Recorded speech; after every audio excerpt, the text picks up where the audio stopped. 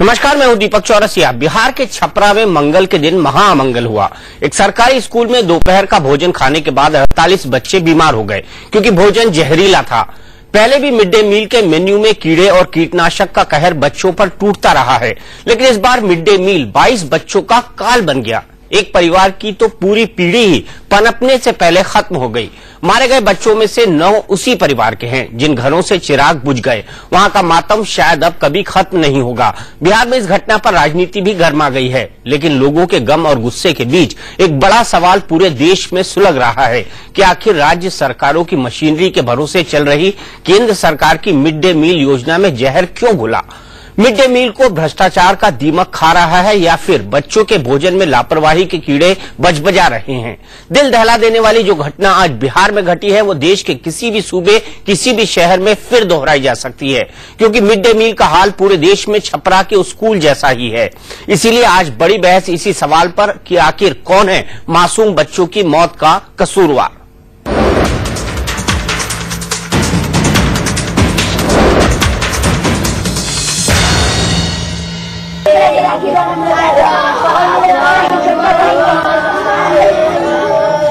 बिहार के छपरा जिले के इस गांव में सिर्फ मासूम बच्चे नहीं मरे हैं, यहाँ सिस्टम भी मरा है और सरकार के वादों पर लोगों का भरोसा भी मर गया।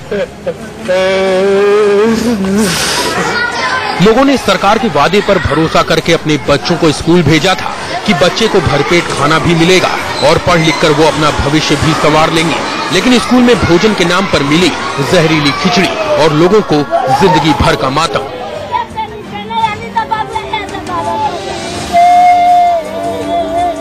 स्कूल में खिचड़ी वाला खाने का सिस्टम जो शुरू किया गया है उसमें पॉइजन है साहब। जितने बच्चे खाए हैं उतने बच्चे का भी एक हालत हुआ है साहब। मसला है तो वहाँ इलाज हुआ, हमको रेफर कर दिया। एक लड़का को छपरा 2 ठो रख लिया, जब छपरा लेकर आए तो इसका इलाज हुआ जो अभी जी रही है। बिहार में मिड डे मील के शिकार बच्चों की लाश पर सियासत भी चल रही है और मामले की गंभीरता से जांच कराने की बड़ी बड़ी बातें भी। हम लोग कोई एक्सपर्ट नहीं है कि ये जान सके कि किस प्रकार का जहर है, लेकिन इतना जरूर स्पष्ट होता है कि जहर है। बाकी फॉरेंसिक जांच में पता लगेगा कि किस प्रकार का जहर है। जिम्मेवारी निर्धारित होनी चाहिए, कौन एनजीओ है या कौन लोग ये किया है। राज्य सरकार का एक मंत्री भी वैशाली जिला में पूरा मिड डे मील का ठेका लिए हुए है। इस सारी चीज की जिम्मेवारी निर्धारित करके सख्त कार्रवाई, खून का केस करना चाहिए। अब बड़ा सवाल ये है कि क्या बिहार में मासूमों की मौत के बाद भी सरकार जागेगी? क्या इस योजना में कभी लापरवाही और भ्रष्टाचार का अंत होगा?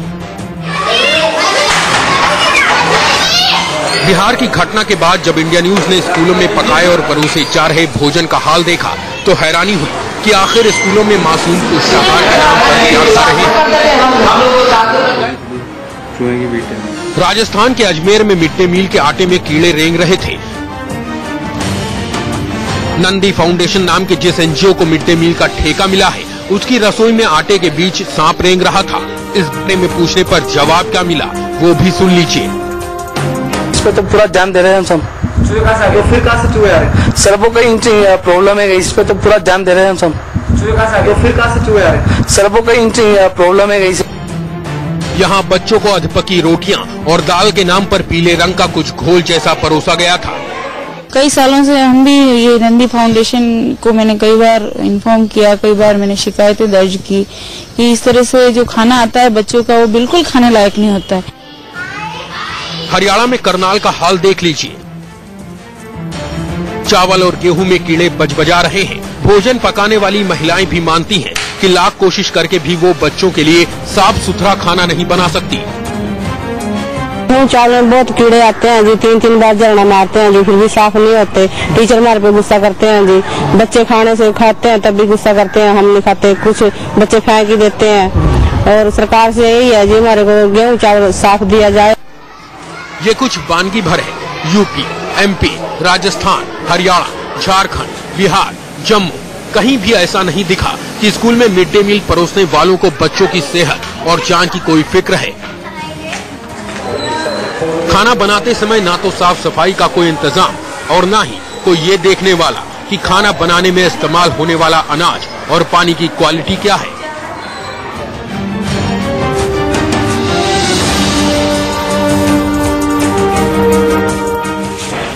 मिड डे मील में कभी छिपकली तो कभी मरे हुए चूहे मिलने की बात भी पुरानी हो चुकी है।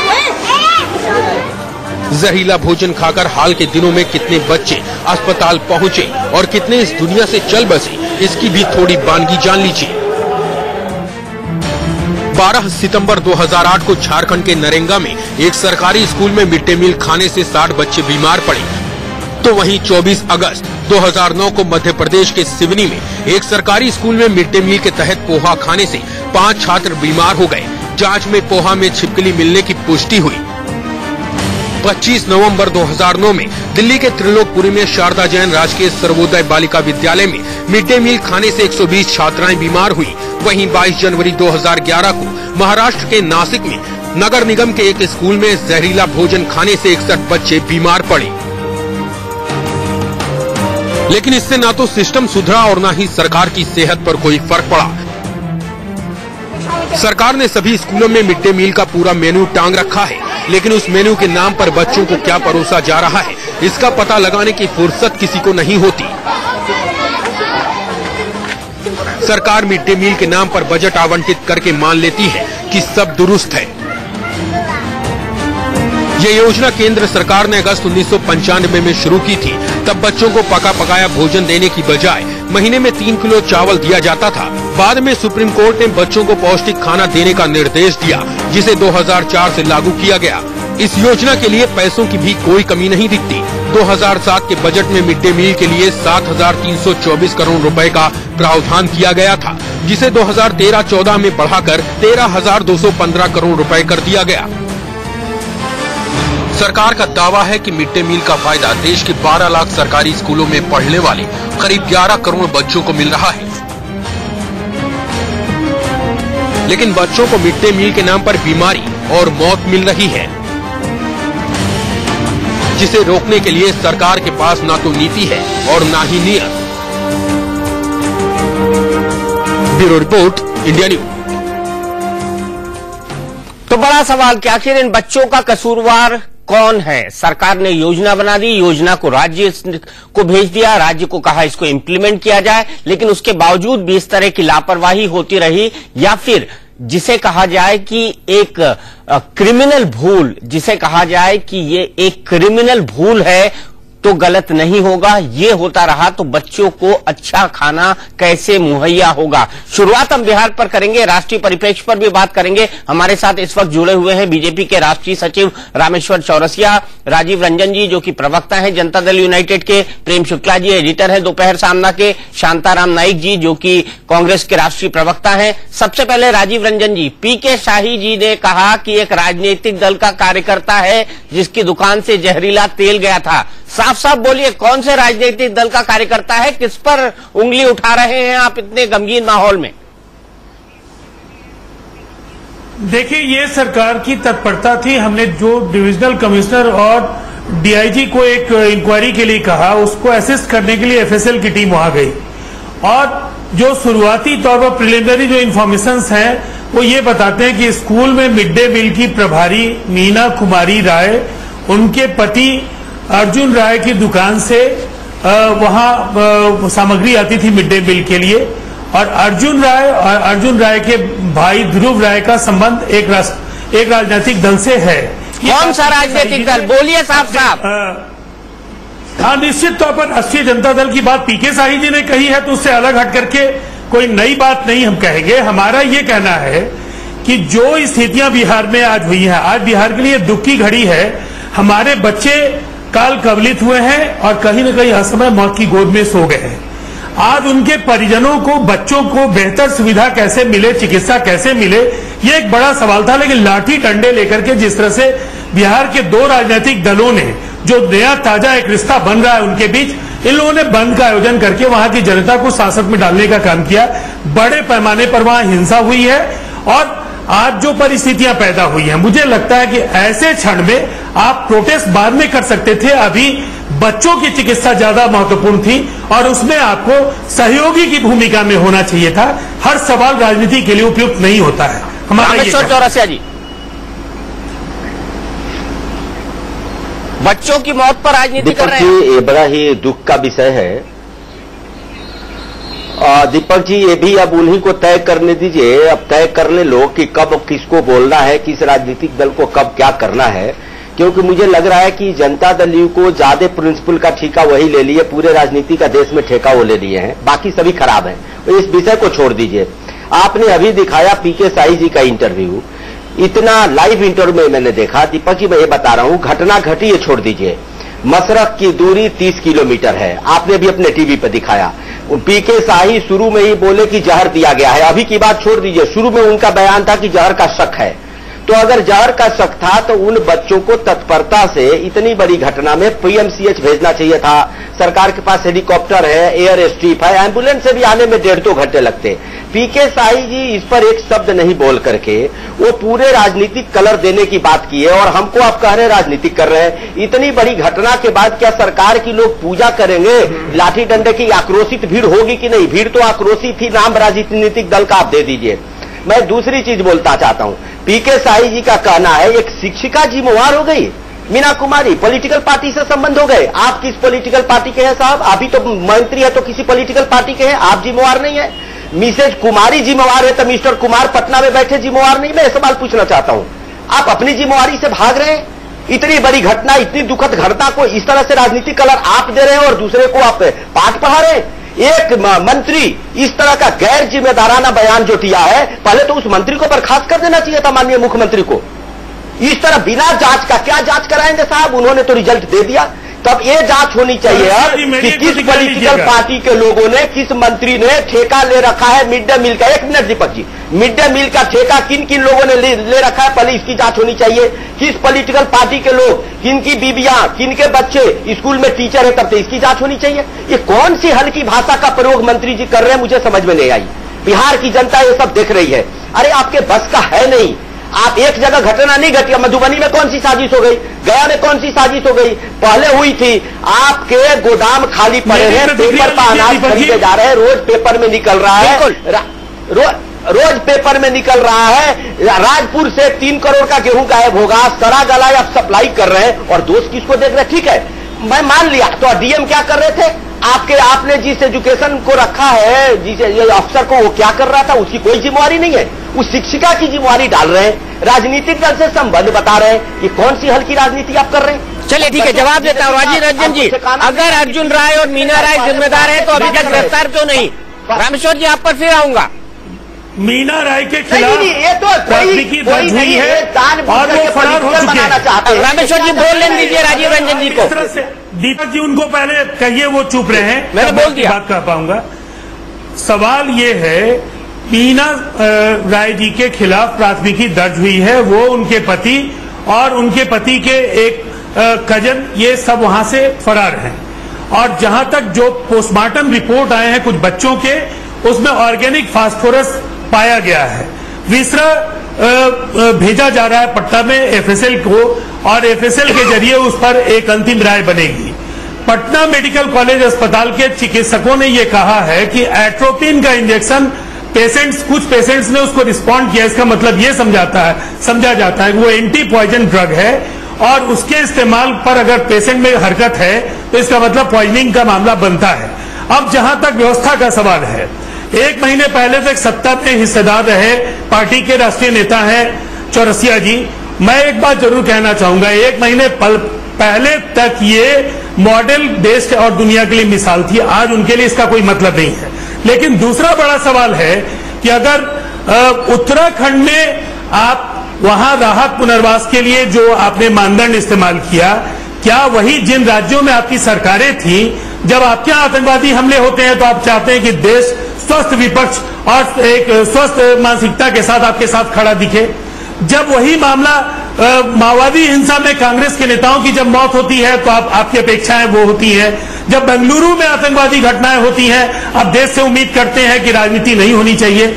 आज जब ये एक बड़ी घटना है जिससे बिहार के लोग सकते में हैं, लोगों ने बच्चे खोए हैं, आप बजाय उनके कि उनकी मदद करें, आप लाठी डंडों के साथ उनका रास्ता रोकने के लिए छपरा में एक हिंसा का वातावरण बना रहे हैं, भय का वातावरण बना रहे हैं, आतंक का वातावरण बना रहे हैं। और मुख्य आपने शिक्षा मंत्री के बारे में कहा, शिक्षा मंत्री तो अपनी जीप से पेशेंट्स को लेकर के आए। वहां पीएससी ने अच्छा काम किया, वहां 4 डॉक्टर्स थे और चारों पूरी क्षमता में वो काम कर रहे थे। 35 किलोमीटर का डिस्टेंस है छपरा के सदर अस्पताल का, और उस अस्पताल तक लाए जाने की स्थिति में पेशेंट्स को ज्यादा सुरक्षित समझा जा रहा था, इसलिए कि उनमें कई की स्थिति बहुत खराब थी और कई बच्चों ने दम तोड़ा भी, आशंकाएं थी लोगों की।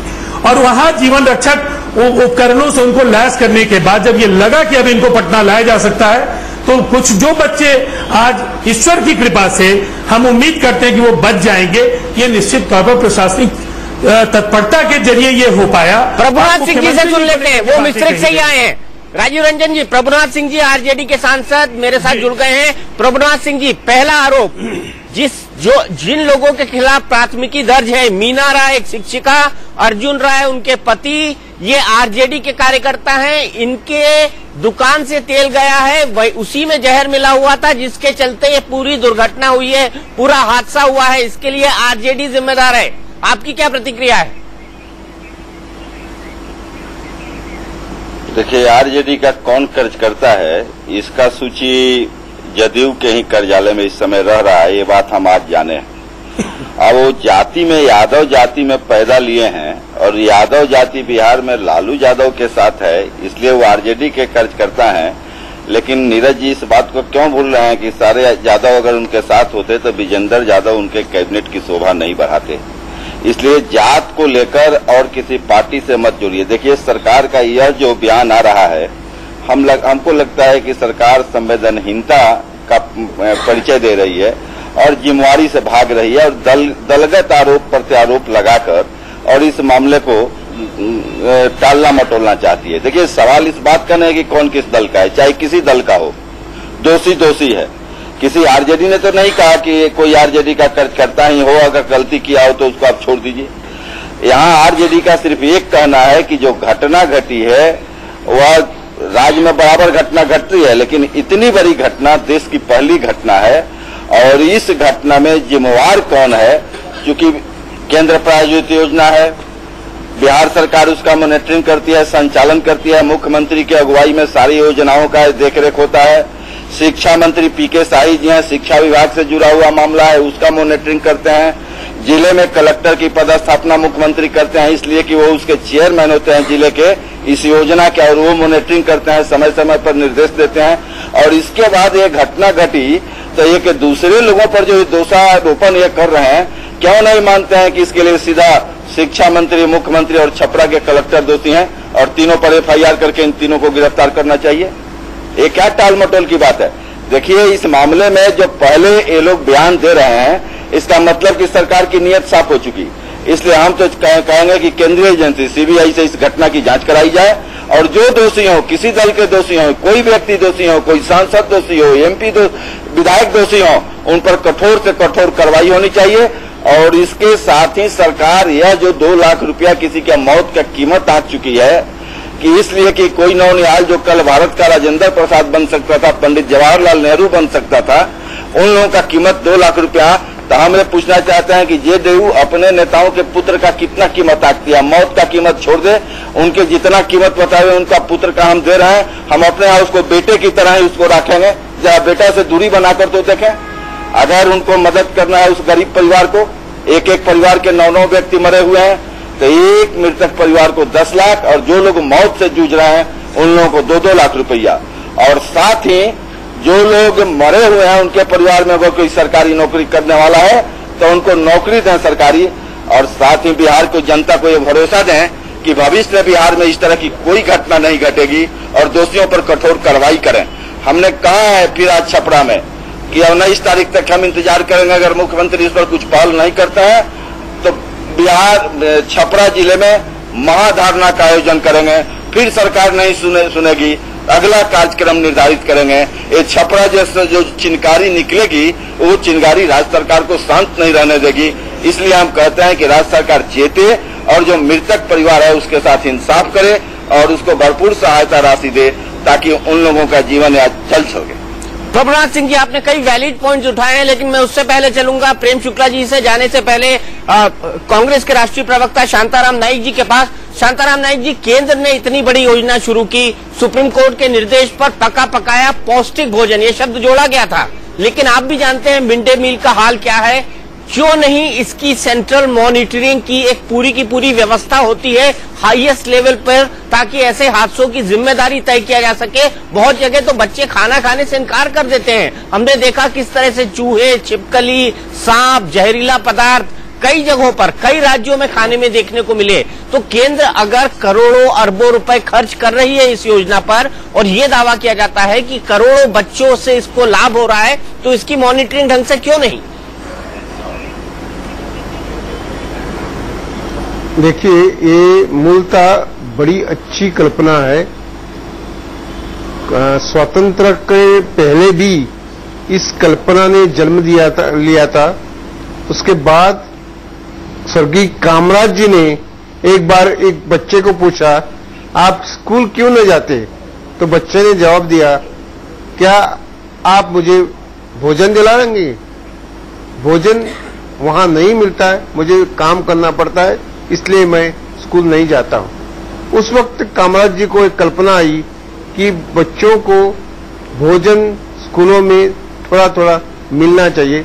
उसके इस कल्पना आगे बढ़ी और भारत सरकार ने फिर मिड डे मील स्कीम बनाई। लेकिन इसका मॉनिटरिंग होना चाहिए, ये मैं भी मानता हूं, लेकिन ये जिम्मेदारी जो है प्रमुखता, ये जिम्मेदारी राज्य सरकार की होती है। केंद्र सरकार पैसा राज्य सरकार को सुपुर्द करता है, उसमें राज्य सरकारें अपना हिस्सा डालते हैं और एक स्कीम के तहत उनको भोजन देती है। अभी पकाया पका होना चाहिए, क्या फुल पैकेज होना चाहिए, ये अलग अलग विचार की धारणा है। लेकिन इस हादसे में क्या हुआ है इसकी पूरी इंक्वायरी होनी चाहिए और जिसके ऊपर आरोप साबित होते हैं उनके ऊपर क्रिमिनल केसेस डालने चाहिए और उसको जेल में भेजना चाहिए। अगर ये नहीं होता है तो फिर ये सिलसिला चलता रहेगा। ये हालांकि बहुत सारे राज्यों में इस तरह के हादसे, छोटे मोटे हादसे होते रहे हैं, लेकिन इस तरह का बड़ा हादसा मेरे ख्याल से कहीं नहीं हुआ है। लेकिन जब राज्य सरकारें और केंद्र सरकार भी अपनी तरफ से इसको सीरियस से ले लें और मिड डे मील, मैं खुद में एज एमपी के नाते नॉर्थ ईस्टर्न स्टेट के बहुत सारे स्कूलों में गया हूं और वहां मैंने मिड डे मील देखा है और 95% की जगह मिड डे मील ठीक तरह से होता है। कहीं 2-4 जगह थोड़ी सी गंदगी हमें दिखाई दी, ये पूरे नॉर्थ ईस्टर्न में। बाकी जगह भी वैसे स्वच्छ तरह से भोजन दिया जाता है।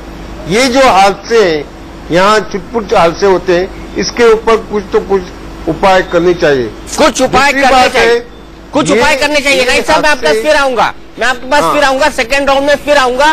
कुछ उपाय करने चाहिए, लेकिन प्रेम शुक्ला जी, आपको नहीं लगता मिड डे मील के ठेके नेताओं, अफसरों की पत्नियों, उनसे जुड़े एनजीओ और दबदबे रखने वाले बाहुबलियों, इन लोगों के पास होते हैं और यही सबसे बड़ा कारण है कि खाने के नाम पर बच्चों को जो मन में आया जाता है परोसा जाता है। ये देश की हकीकत है, ये मानते हैं आप?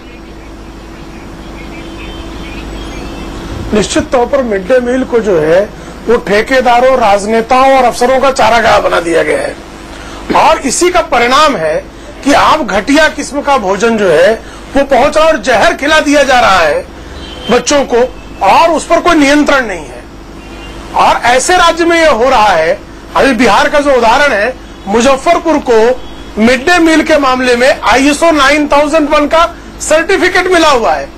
आपका ये दावा है और बिहार सरकार के नीतीश कुमार जी के जो विज्ञापन जारी हुए उसमें इस विज्ञापन का खूब श्रेय बटोरा गया।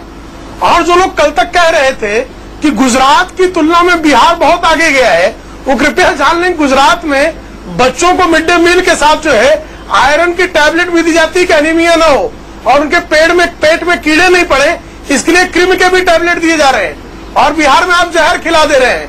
यानी जो ठेकेदार, राजनेता और अफसरों की जो तिकड़ी है वो किस तरह का काम कर रही है और बिहार को जो हम समझ रहे थे कि बहुत सुशासन का राज्य है, वो कुशासन की तरफ बढ़ा जा रहा है।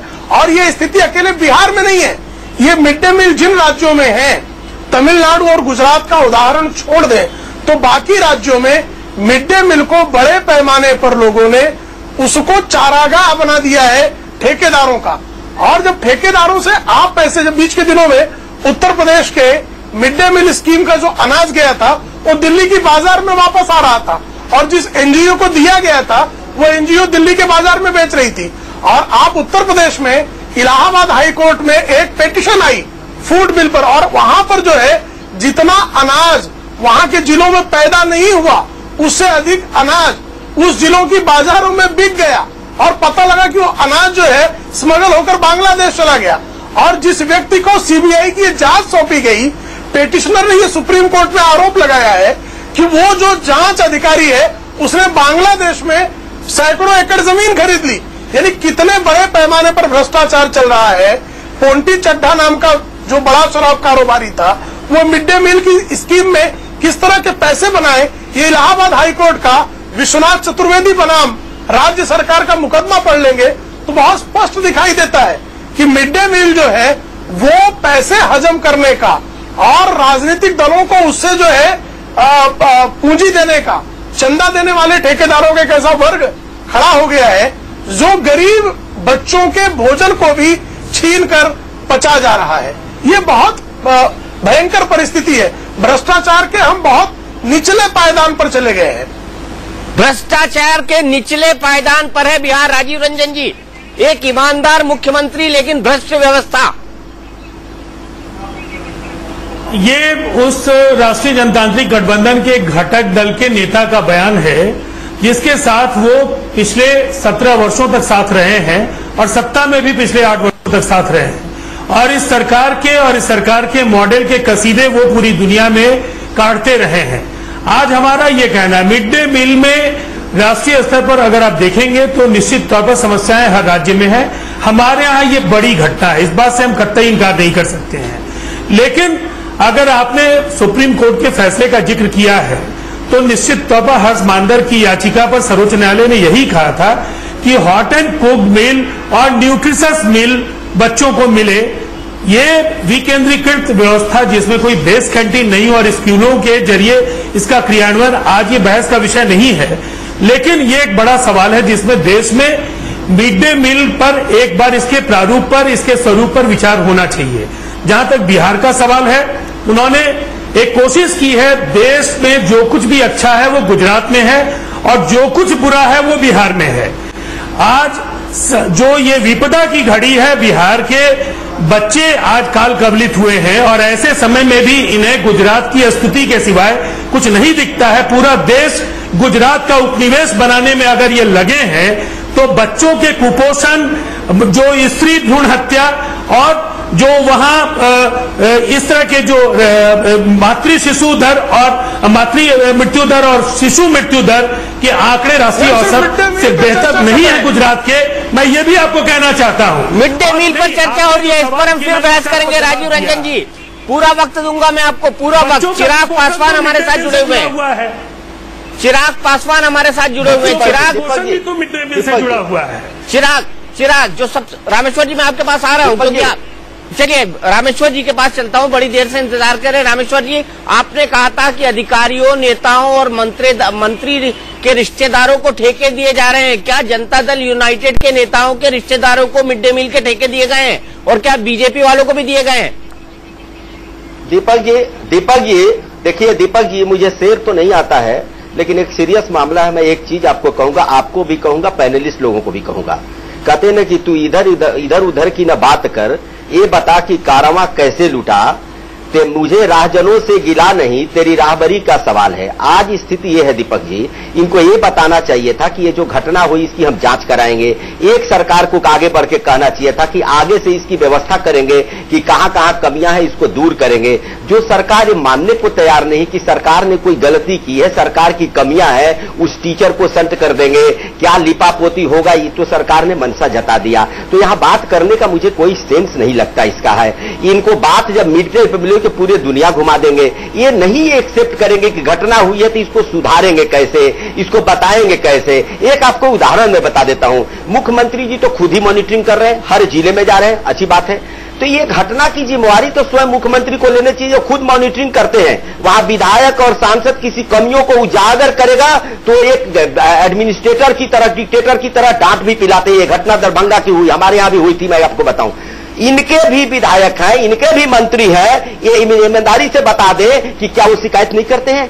आज बिहार में ये हो गया है दीपक जी कि लोकतांत्रिक व्यवस्था चरमरा चुकी है। मॉनिटरिंग इसकी जो विधायक और सांसद जीते हुए प्रतिनिधि करते थे, जो कमियों को बताते थे, सरकार को इंफॉर्मेशन देते थे, सरकार ने व्यवस्था तोड़ दी है। सरकार को अपने अफसरों पर भरोसा है।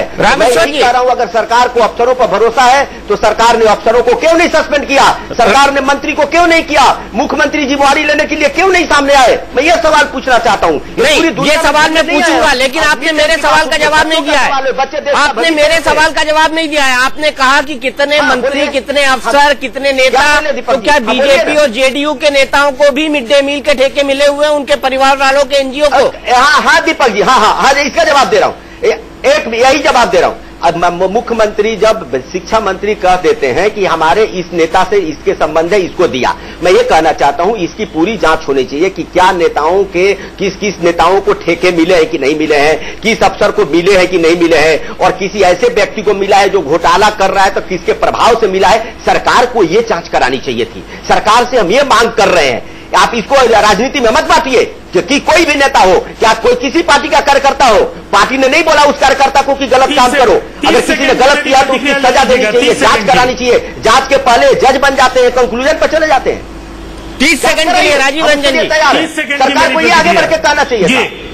मैं देखिए, चौरसिया जी ने जो भी कहा ये जांच के बिंदु हैं, और जांच के बिंदुओं में ये तमाम जो बातें चौरसिया जी ने कही है वो सब बातें हैं, और इसका जो एक आंशिक जो जांच के जो परिणाम आए हैं उसको शेयर किया है मीडिया के साथ पीके शाही जी ने।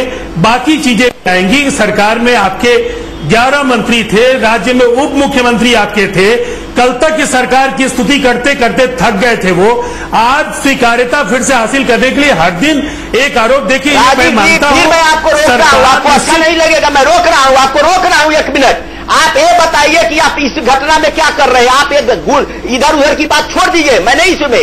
आज पूरी, अच्छा ये बताइए हम लोग राजीव रंजन जी, बिहार में जो राजीव रंजन जी आप नहीं दे रहे साहब, क्या बीजेपी नेताओं को, रिश्तेदारों को, उनके नातेदारों को भी ठेके मिले मिड डे मील के? सुप्रीम कोर्ट ने क्या कहा, किसने क्या किया, सबको मालूम है। आप करने क्या जा रहे हैं, कैसे राजीव ये क्या करने जा रहे हैं वो बता रहे हैं। राजीव रंजन जी, क्या बीजेपी नेताओं के रिश्तेदारों को, उनके जानने वालों को ठेके मिले मिड डे मील के? बच्चों के नाम पर सियासत मत कीजिए, बच्चों की मौत पर सियासत नहीं कीजिए। चौरसिया जी, आप लगातार बोलते हैं, दूसरों की बात सुनते नहीं। सियासत कौन कर रहा है दिख रहा है। मैंने आपको कहा कि आपने दिख रहा है, आपने सरकार कैसे सियासत करती है, आपने जो बिंदु रखे हैं, मेरी आदत नहीं है आपकी तरह चिल्लाने की। मैं चाहूंगा कि मर्यादा के साथ आप अपनी बात पूरी कर लीजिए, मैं इंतजार कर लूंगा, उसके बाद मैं अपनी बात रखूंगा। पहले आप पूरी कर लीजिए अपनी बात। मेरे सवाल का जवाब दे दीजिए, आप दोनों में उलझे जा रहे हैं। क्या बीजेपी ने जवाब नहीं देते? रामेश्वर जी सुनिए, दीपक जी, रामेश्वर जी सुनिए, हमने बोला बीजेपी का हो कि आरजेडी का है, जेडीयू का है, इसकी नहीं, मेरा सवाल राजीव रंजन जी से। राजीव रंजन जी 8 साल ये आपके साथ सरकार में थे, क्या इनके नेताओं के रिश्तेदारों को मिड डे मील के ठेके मिले हैं? चिराग पासवान से पूछिएगा, वो जवाब देंगे। मुझसे पूछिएगा, उसका भी जवाब वही देंगे। देखिए, जनता दल यूनाइटेड इस पूरे मामले में ये बच्चों की मौत है, एक पूरी तरह से कहीं न कहीं इस राज्य की क्षति है, और चेहरा और राज्य के बच्चों का सवाल ये बहुत ही महत्वपूर्ण है। हम किसी भी सूरत में जो इस घटना के लिए जवाबदेह होंगे, या पूरी प्रक्रिया जिसमें जिनकी भी संलिप्तता होगी, उनके राजनीतिक प्रतिबद्धता, उनके अलायंस, उनके आकाओं की परवाह बगैर किए जो इसके लिए जवाबदेह होंगे, उनके खिलाफ कठोरतम कार्रवाई होगी। ये सरकार का संकल्प है और ये दिखेगा। चलिए, दिखेगा। चिराग, क्या बीजेपी और जेडीयू के नेताओं के रिश्तेदारों को, परिवार वालों को, उनके एनजीओ को मिड डे मील के ठेके मिले हुए हैं बिहार में? आपकी क्या जानकारी है? दीपक, इसकी मुझे तो खैर कोई जानकारी नहीं है, और अगर ऐसा कुछ है भी तो सबसे पहले मैं बताऊं कि ये घटना बहुत दुखद घटना है। सबसे पहले हमारी पार्टी की तरफ से पूरी संवेदना हम व्यक्त करते हैं इस घटना पे, और इससे ज्यादा दुखद ये है कि जिस तरह से इस पे राजनीति की जा रही है।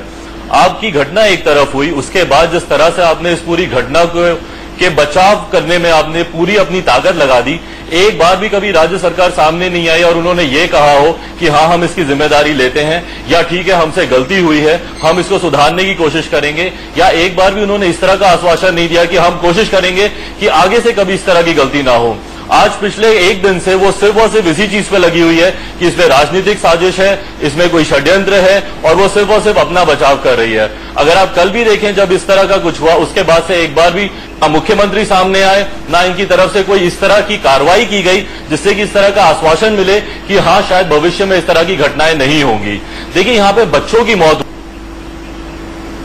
चिराग के साथ कुछ तकनीकी दिक्कत है, एक बार फिर से चिराग के पास चलेंगे, लेकिन यहाँ पे मैं शांताराम नाइक जी को जोड़ना चाहूंगा क्योंकि अंततः ये योजना केंद्र सरकार की है। इसका 75% यानी 75% पैसा जो है वो केंद्र सरकार देती है। शांताराम नाइक जी, जिसकी भी राज्य सरकार हो, चाहे वो कांग्रेस की हो, चाहे वो बीजेपी की हो, चाहे वो जेडीयू की हो, जिसकी भी राज्य सरकार हो, अपने रिश्तेदारों को, अपने नातेदारों को, अपने समर्थकों को मिड डे मील का ठेका और उससे पैसे बनाना, ये एक इंडस्ट्री बन गया है। ये हकीकत है। उत्तर प्रदेश में हमने पोंटी चड्ढा के रूप में इसका उदाहरण देखा हुआ है।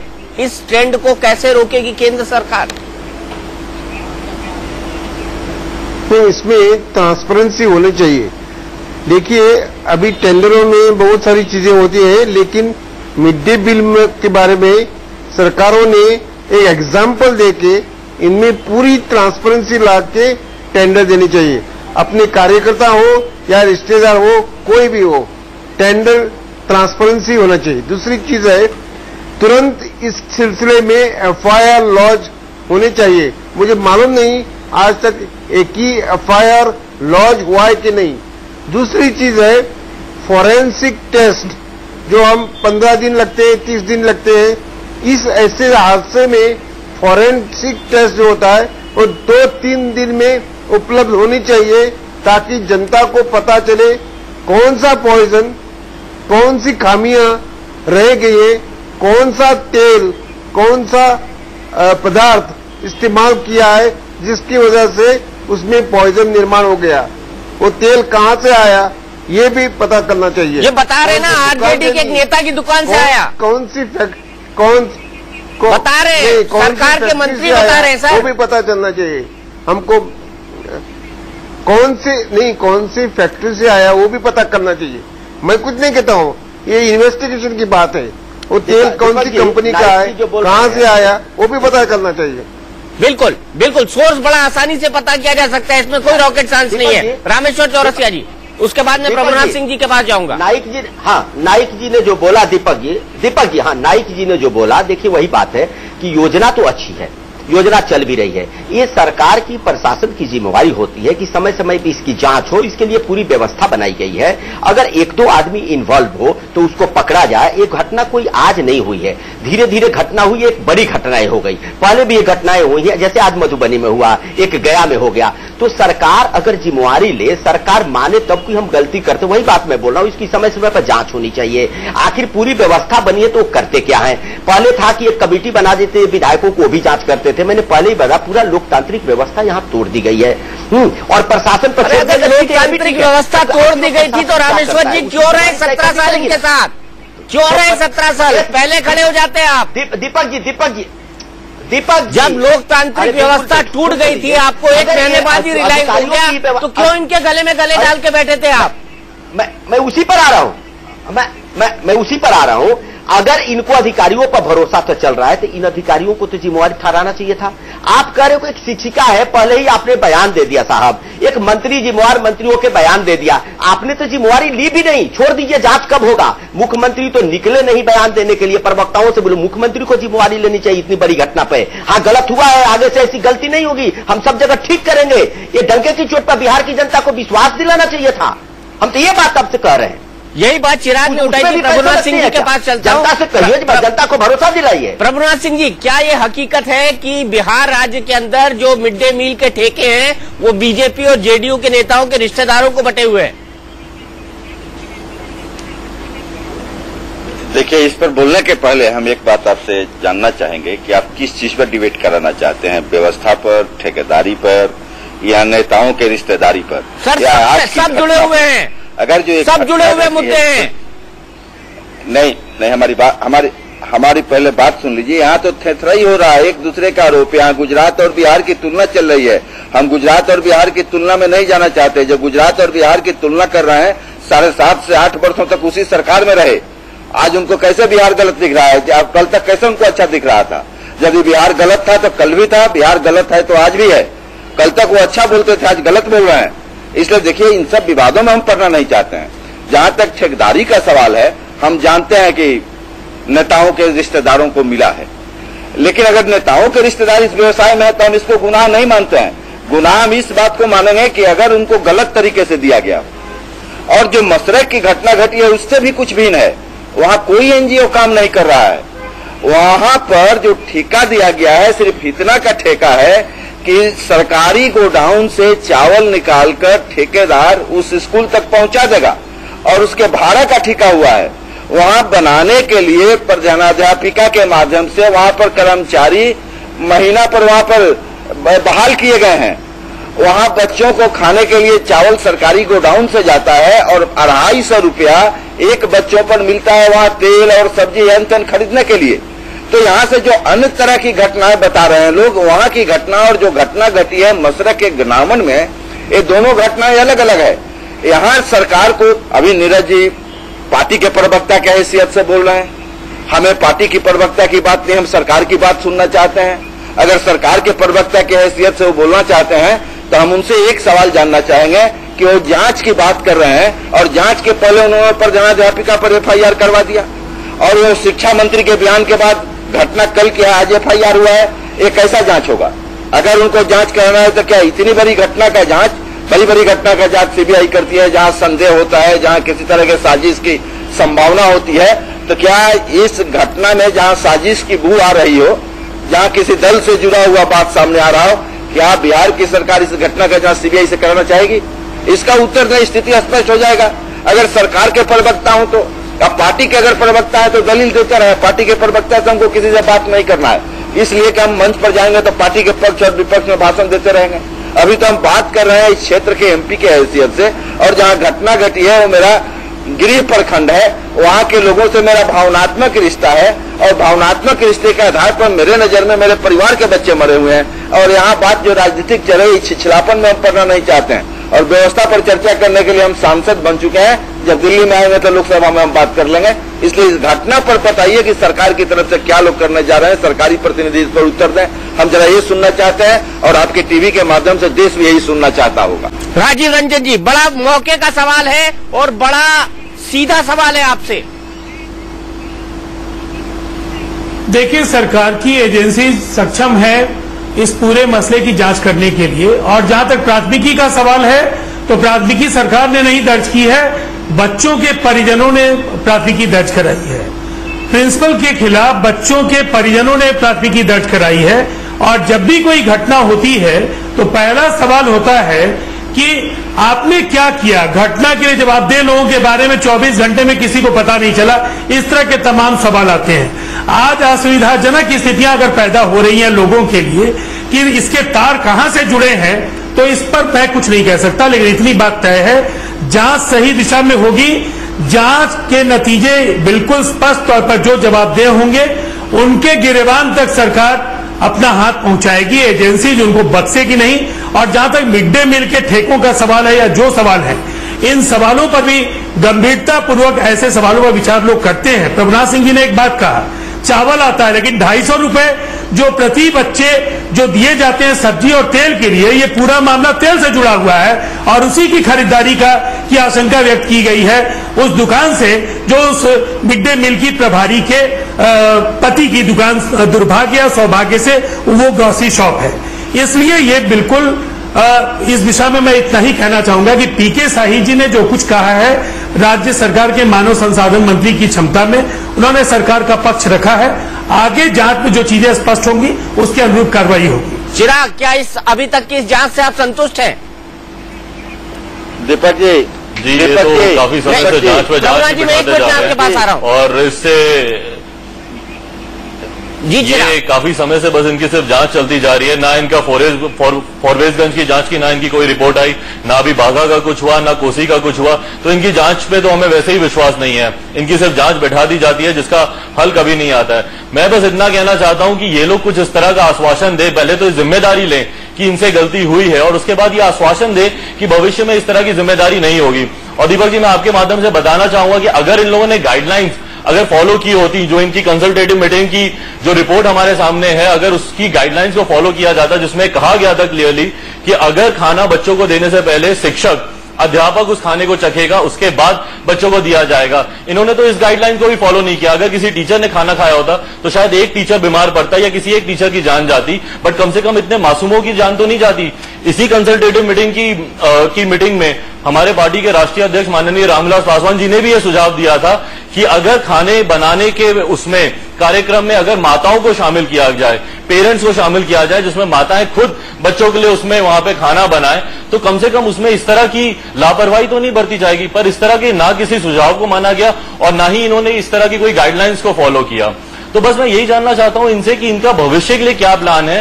पहले तो ये इस बात को मान रहे हैं कि नहीं मान रहे हैं कि इनसे कहीं पर चूक हुई है, नहीं हुई है तो भविष्य के लिए क्या ये कोई इस तरह का प्लान दे रहे हैं हम लोगों को कि इस तरह की घटना नहीं होगी, या सब कुछ अब भगवान भरोसे ही है वहां पे? बिल्कुल। प्रभुनाथ सिंह जी, आप कुछ कह रहे थे राजीव के जवाब में। दीपक जी, हम ये बताना चाहते हैं कि नीरज जी कह रहे थे कि पीके शाही का बयान जिम्मेवारी पूर्वक आया है शिक्षा मंत्री के रूप में। तो कोई भी जिम्मेवार शिक्षा मंत्री किसी दल का बात नहीं, अभियुक्त का नाम ले सकता है। दल का नाम लेना क्या रसीद उन्हीं के पास है? और उनको इस बात का क्यों गुस्सा हुआ है कि अभी वो महाराजगंज से चुनाव लड़े हुए थे और जिसका नाम ले रहे हैं जाति का यादव है, और लालू यादव को अगर वोटर है, लालू यादव को मदद करता ही हो और उस बूथ पर ये चुनाव हार गए हैं, तो इस चुनाव हारने का गुस्सा, महाराजगंज के 80% बूथों पर ये चुनाव हारे हैं, तो क्या 80% लोगों को इस घटना में अभियुक्त बनवाएंगे? ये देखिए, पॉलिटिकल बयान मत दें। ये सिर्फ इतना कहना चाहते हैं, जो नीरज जी हमारे बात का उत्तर नहीं दे सके। वो कह रहे हैं कि बिहार की सरकार सक्षम है घटनाओं का जांच करने के लिए। रात दिन हम लोग देख रहे हैं कि बिहार की सरकार किस तरह घटनाओं का जांच करती है। जो नीतीश कुमार के इशारे पर चार्जशीट किए जाते हैं, नीतीश कुमार के इशारे पर फाइनल किए जाते हैं। दोषी यहाँ निर्दोष साबित होता है, निर्दोष यहाँ दोषी साबित होता है। ये बिहार की परंपरा बनी हुई है। लेकिन इतनी बड़ी घटना में पॉलिटिकल जांच नहीं होकर हकीकत सामने आवे। हम तो सिर्फ ये जानना चाहते हैं, क्या बिहार की सरकार इस घटना की जांच सीबीआई से कराना चाहती है कि नहीं? वो मना कर चुके हैं, राजीव रंजन जी हैं और वो मना कर चुके हैं, मना कर चुके हैं। उनको भरोसा हो कि राज्य सरकार उनकी बात सुनेगी, मुख्यमंत्री उनके बात पर भरोसा करेंगे, तो इस बात का उत्तर दें कि क्या वो सीबीआई से जांच करवाएंगे? वो लोग मना कर चुके हैं। राजीव रंजन जी है राष्ट्रीय प्रवक्ता जेडीयू के, वो मना कर चुके हैं। वो कह रहे हैं कि राज्य की सरकार इसके लिए सक्षम है। लेकिन प्रेम शुक्ला जी, एक कंक्लूडिंग कमेंट आपसे लेना चाहूंगा, क्या ये योजना वाकई में गरीब बच्चों को कभी पौष्टिक निवाला मुंह में डलवाने देगी, या जो चल रहा है वो वैसा ही चलता रहेगा? इस भ्रष्ट तंत्र को आप समाप्त करने के लिए कितने प्रतिबद्ध हैं? देखिए, सीबीआई जांच जो है उत्तर प्रदेश के फूड एंड सिविल सप्लाईज में जिस तरह से घोटाला हुआ मिड डे मील में, उसमें food and civil supplies minister के पीए की डायरी मिली कि कितना रुपया जो है वो देता था food and civil supplies minister को। आज तक सीबीआई ने उसको अरेस्ट नहीं किया, बुलाया तक नहीं। तो आप जो है भ्रष्टों को जब दंड देने के लिए प्रतिबद्ध नहीं है, तो ऐसी स्थितियां पैदा होंगी। आप श्रेय लेने के लिए अपनी फोटो दे देंगे, लेकिन जब शौक की घड़ी आएगी तो मुख्यमंत्री गायब हो जाएगा, तब राजनीतिक बयानबाजी शुरू हो जाएगी, तब जिम्मेदारी नहीं लेंगे, तब सुशासन की बात नहीं करेंगे। तो ऐसी स्थितियों में इस तरह की योजनाएं, जिनको निश्चित तौर पर 12 करोड़ लोगों के पेट भरने थे, पुष्ट करना था, लेकिन रिपोर्ट है 50% बच्चे ऐसी योजनाओं में कुपोषण के शिकार हैं। जब 50% माल जो है ठेकेदार और नेता मार ले जा रहे हैं और उनके खिलाफ सीबीआई जांच पेंडिंग होते हुए सबूत मिलने के बाद भी दंडात्मक कार्रवाई नहीं होती, मुख्यमंत्री इस मामले पर जैसे होता है तत्काल उनको छपरा पहुंचना चाहिए था, और छपरा में जैसे वो कमान लेते बहुत सारी चीजें जो है सीधी हो जाती, प्रशासन सीधा हो जाता, लेकिन वो करने को तैयार नहीं। चलिए राजीव रंजन जी, 30 सेकंड का वक्त, आपकी प्रतिक्रिया मुझे क्लोज करना होगा। रामेश्वर जी, वक्त बिल्कुल खत्म हो चुका है, आपने भी 30 सेकंड लूंगा। लेकिन राजीव जी, मुख्यमंत्री जी क्यों गायब है, क्यों चुप है, क्यों सामने नहीं आ रहे? दीपक जी, मुख्यमंत्री जी के पैर में फ्रैक्चर है, सार्वजनिक समारोहों में नहीं जा रहे हैं। यहां तक कि राष्ट्रपति भवन में परसों का कार्यक्रम भी उनका स्थगित हो चुका है। डॉक्टरों ने उनको पैर के फ्रैक्चर के कारण बाहर नहीं निकलने की बात कही है। और ये बिहार के सारे राजनेता जानते हैं, ये चौरसिया जी भी जानते हैं, और इस पैनल में बैठे तमाम लोग बिहार के बारे में जानते हैं। इसलिए ये संवेदनहीनता की पराकाष्ठा है कि उनकी बीमारी पर भी सवालिया निशान लगा करके अपनी राजनीतिक रोटियां जो लोग सेक रहे हैं, ये दुर्भाग्यपूर्ण है। बच्चों की मौत पर आज पूरा बिहार गमजदा है, इसको उस नजरिए से देखिए तो दे सकते हैं मुख्यमंत्री जी, एक रणनीति बनाइए बयान तो दे सकते हैं, समाधान निकले। कम से कम एक बयान तो जारी लिखित कर बयान तो दे सकते हैं। देखिए, पूरी सरकार तत्परता के साथ लगी है, सारे महकमे लगे हैं, मंत्री जो संबद्ध हैं वो सबके सब लगे हैं। ये मुख्यमंत्री जी की मॉनिटरिंग से ही ये सारा कुछ हुआ है। चलिए रामेश्वर जी, कंक्लूड, 30 सेकंड आपके पास सिर्फ।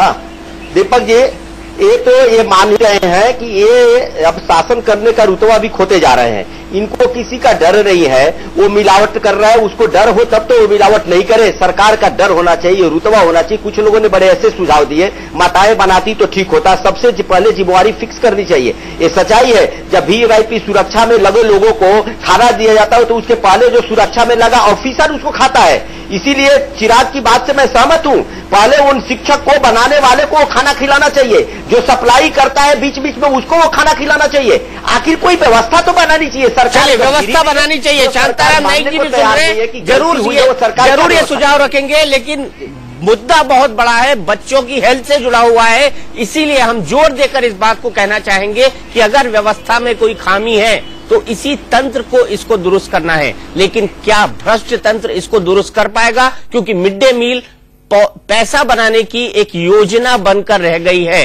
क्या इससे मुक्ति कभी मिल पाएगी? इसी सवाल के साथ हम छोड़े जाते हैं। इंडिया न्यूज पर खबरों का सिलसिला लगातार जारी है।